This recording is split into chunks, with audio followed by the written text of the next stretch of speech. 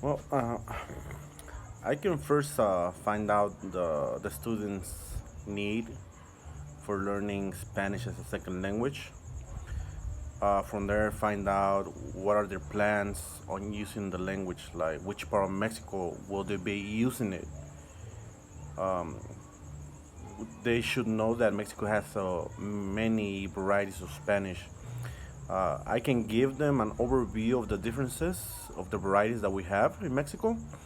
For example, those varieties can one of them can that I can talk about in the class will be about norteño Spanish, which can be identified as being or sounding aggressive, but that is just the way they talk.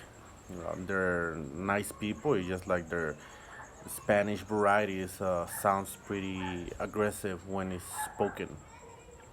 They have a lexicon which retains words that are derivatives from American English, such as troca as in truck or ride as in ride, like to ride on a truck, let's say. The other variety of Spanish that I can introduce in the class will be Spanish from Yucatan, which is unique since it's borrowed many Mayan words, Nahuatl, which sets it apart from other varieties of Mexican Spanish around Mexico.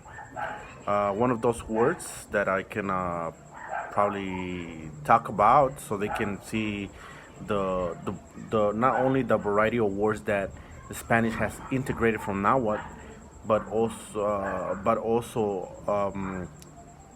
what makes it unique. This Yucatan Spanish, uh, as mentioned again, has borrowed many Mayan words, and one of them we can put as an example is the word mulish, which means curly hair. And if we could compare that to Chiapaneco Spanish, which is closer to South American Spanish, saying Guatemala, they will say colocho, which is again a word for curly hair. Uh, Achel is another word that people from Yucatan use to mean someone that is blonde or light skinned, while in Chiapas they call them mecos, or meco actually. Another another way to identify Yucatan Spanish would be the letter ñ, which is in the Mexican alphabet, in the Spanish alphabet, which doesn't exist in the Mayan phonetics, and that is why ñ is substituted for ni. So, for example, instead of saying niño, N-I-N-O, they will be saying niño, as in N-I-N-I-O. And also pronunciation of X are replaced for SH sound as in Wixar to mean to be in Mayan.